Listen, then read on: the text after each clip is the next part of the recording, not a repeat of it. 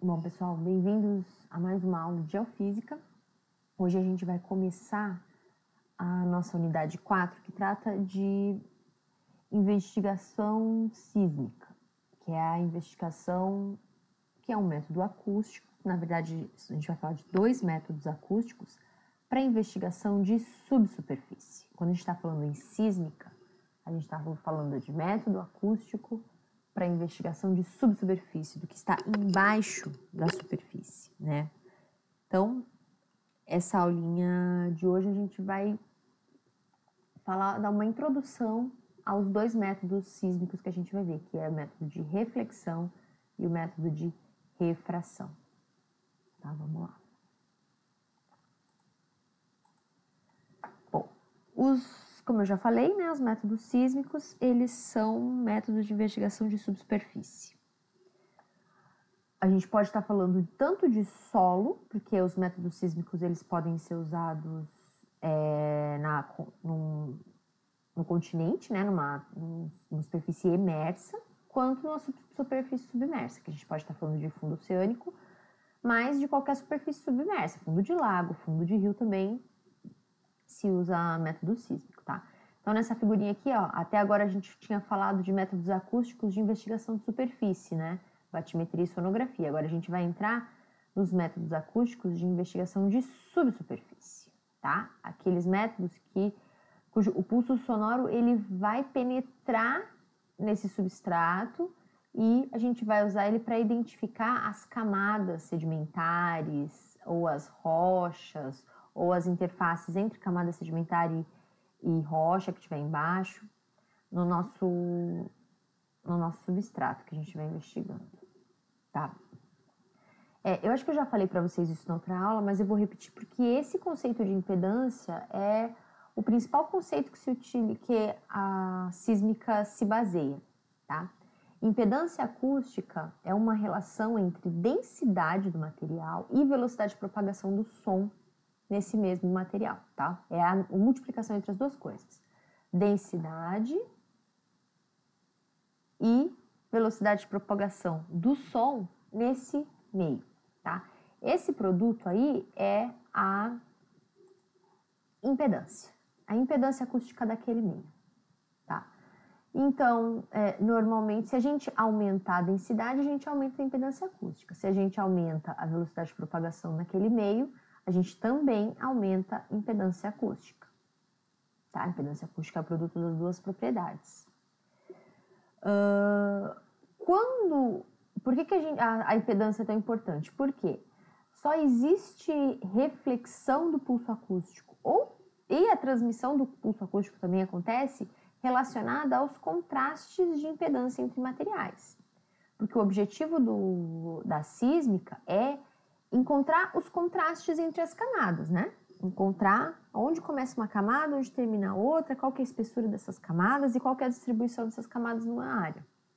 Então, a gente precisa de contraste de impedâncias para que esses raios desse pulso acústico, quando ele chega nessa interface, uma parte da energia vai ser refletida e vai voltar para os nossos receptores. Lá em cima a gente vai falar um pouquinho sobre os equipamentos que fazem isso. E uma parte da energia vai ser transmitida para a próxima camada, tá? Quanto maior o contraste de impedância, maior a energia vai ser refletida de volta e menos energia vai penetrar para a próxima camada, menos energia vai ser transmitida. Caso não haja nenhum contraste, porque a gente pode ter variação na velocidade e na densidade, ó, aqui ó, V1 e ρ1 é velocidade e densidade do primeiro meio, V2 ρ2, velocidade e densidade no segundo meio. Nesse caso aqui, ó, a gente tem que o produto das duas coisas são diferentes. A gente pode ter valores diferentes, a gente pode ter meios diferentes, cujas impedâncias é a mesma. A multiplicação aqui dá o mesmo valor. Se a gente não tiver variação em impedância, nenhuma parte da energia vai ser refletida e toda a energia vai ser transmitida, vai passar reto aqui como se essa camada não existisse. É como se essa interface não existisse, tá? E essa camada aqui de baixo, ela vai ficar transparente, A gente não vai ver isso, ela no método. Por quê? Porque o método demanda contraste de impedância. Se não tem contraste de impedância, o método não tem como detectar aquela camada. Tá? Isso é uma coisa bastante importante. Então, a reflexão acontece quando há variação de impedância, né? Onde existem essas variações de impedância? A gente já viu, né? Entre a água e o fundo marinho tem um lugar ali que tem muito contraste de impedância, que é onde a gente consegue a reflexão para batimetria, né? Interface entre tipos de sedimento, sedimento e rocha, é onde a gente vai ter esses contrastes de impedância e a gente vai ter raios refletidos de volta para a superfície e a gente vai conseguir fazer a detecção dessas camadas. Tá? Então, para raios, quando a gente está falando de raios normalmente incidentes, a gente consegue calcular o que a gente chama de coeficiente de reflexão e coeficiente de transmissão. O que é isso? É quanto de energia vai ser refletida e quanto de energia vai passar para o próximo meio, tá? E isso tem uma relação muito forte, principalmente o coeficiente de reflexão, com quão forte vai ser esse refletor. Porque as interfaces a gente vai enxergar nos registros, vocês vão ver depois, como refletores, interfaces de reflexão. Esses refletores, eles podem ser mais fortes ou mais fracos, podem aparecer com mais intensidade no registro ou menos. O que faz aparecer com mais intensidade ou menos? Esse coeficiente de reflexão aqui, que ele está diretamente relacionado a esse contraste de impedância, olha só. Impedância no meio 1, impedância no meio 2 e a subtração sobre a soma. Então, quanto maior o contraste de impedância, maior esse coeficiente R e maior vai ser a energia refletida de volta, então mais forte vai ser esse refletor. Percebam que se a impedância dos dois meios for a mesma, o numerador aqui vai ficar 0 e o R vai ser igual a 0. Quando o R é igual a 0, é porque nenhuma energia está sendo refletida e toda energia vai ser transmitida. Tá? E aí, o coeficiente de transmissão também é uma relação entre a impedância dos dois meios e tem a ver com quanto de energia está sendo transmitida para o segundo meio. Quanto de energia a relação entre a energia que chega, quanto de energia entrou, que vai ser a energia que a gente vai ter disponível para ser refletida na próxima camada, se existir. Né? Então, a diferença entre impedância dos dois meios nos dá o coeficiente de impedância. Então, quanto maior o contraste, maior o coeficiente de reflexão, e a gente vai ter diferenças mais nítidas. Esse refletor vai ser mais forte no nosso registro. Né?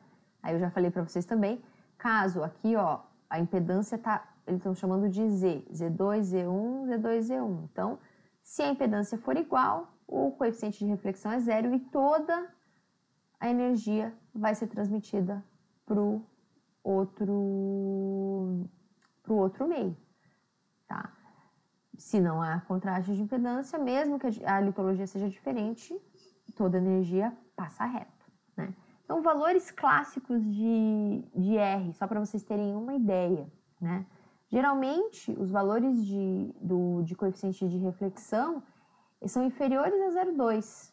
Tá? Raramente um refletor muito, muito, muito, muito forte vai ter um coeficiente de reflexão 0,5, alguma coisa assim. Vamos ver. Aqui só um exemplinho, né, de como que a gente calcula. Aqui a gente tem uma camada A, cuja velocidade é 1.550 metros por segundo, a velocidade de propagação do som, e a densidade 1,9 gramas por centímetro cúbico. A camada B, a gente percebe que tem uma velocidade maior e uma densidade maior também. Então, como é que é o coeficiente de reflexão disso aqui? A gente calcula a impedância do meio 2 menos a impedância do meio 1 sobre a soma das duas impedâncias. Ó, é da 0,11. Nesse caso, a gente tem a reflexão de 11% do sinal incidente. Até 0,3 já é considerado um valor excelente de reflexão, tá? Só para vocês terem uma ideia.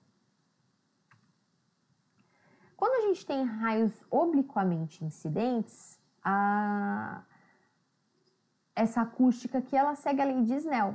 A lei de Snell lá que a gente vê lá no segundo grau, tá? De refração e tudo mais. Então, como é que, para vocês se lembrarem, a gente tem um parâmetro do raio que é a relação entre o ângulo de incidência e a velocidade de propagação do som naquele meio, tá? Quando a gente muda de meio e aí muda a velocidade de propagação no segundo meio, o que acontece? Muda, porque esse parâmetro do raio ele é constante. Então, se eu mudar a velocidade, eu vou mudar o ângulo de incidência. E isso é o que acontece com a onda refratada, tá, gente? Que a gente tem a onda incidente com um θ1 no meio que tem velocidade 1. Quando a energia que é transmitida para o segundo meio, esse raio ele é refratado. Por quê? Porque ele muda de ângulo, porque muda a velocidade de propagação do som no segundo meio. Então, o ângulo vai ser diferente, tá? Quando a parte refletida, ela acaba se refletindo com um ângulo idêntico ao ângulo da onda incidente. Por quê? Porque a velocidade de propagação, ela se manteve no mesmo meio, então a velocidade de propagação não mudou.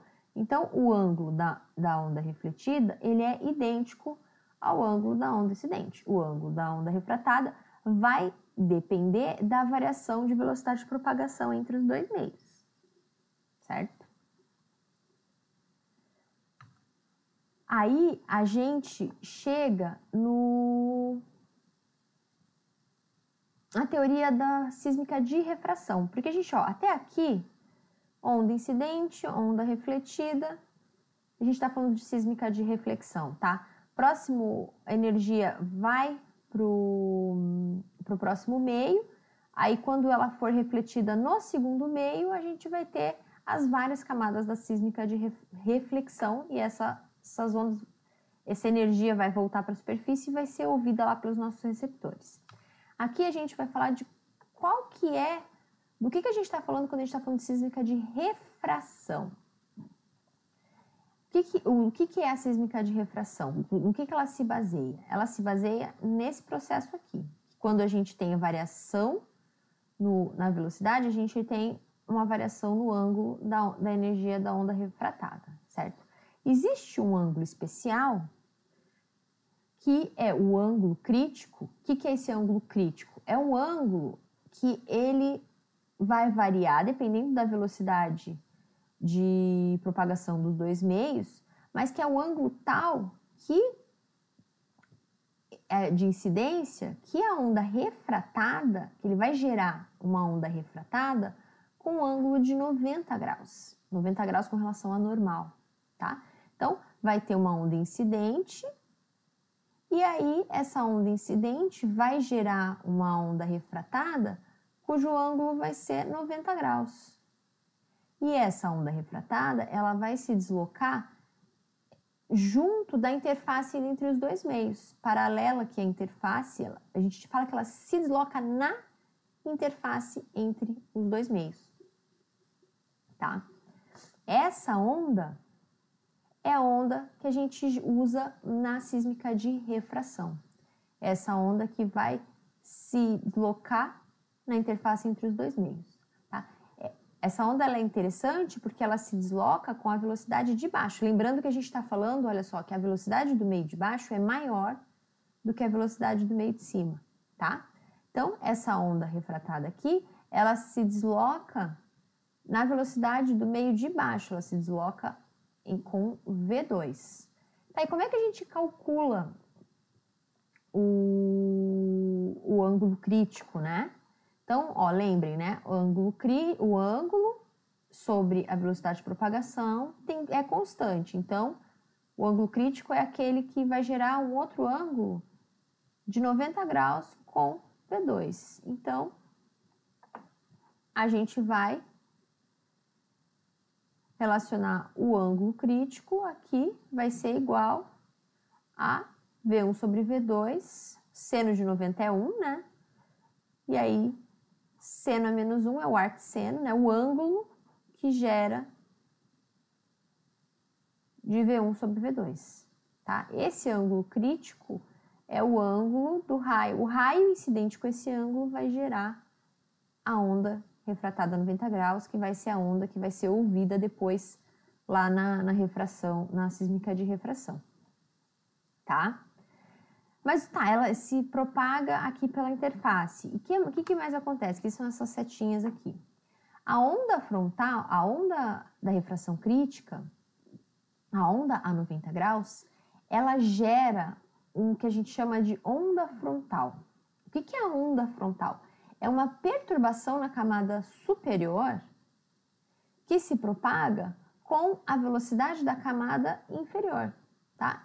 Ela vai gerar uma outra onda, essa refração crítica aqui, ela vai gerar uma outra onda, que é a tal da onda frontal, que ela vai se deslocar na camada de cima, em direção à superfície, mas com a velocidade da camada inferior. Então, ela vai se deslocar mais rápido do que aquela onda que estava chegando normal aqui da camada primeira, tá?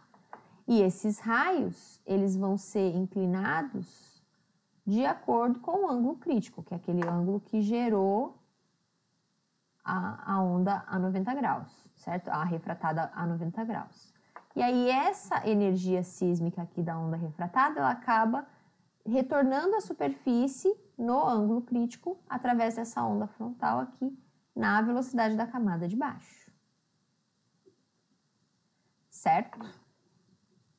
Então, essa foi a introdução para o nosso método sísmico, reflexão e refração. O método de reflexão, ele vai ouvir aquela parte da energia acústica que é refletida nas interfaces. O método de refração, ele vai ouvir aquela parte da energia sísmica que foi refratada no ângulo crítico, que gerou aquela onda refratada a 90 graus e que foi depois transmitida de volta para a superfície, tá? Então, de introdução era só. Qualquer dúvida, deixem ali no fórum. E até a próxima.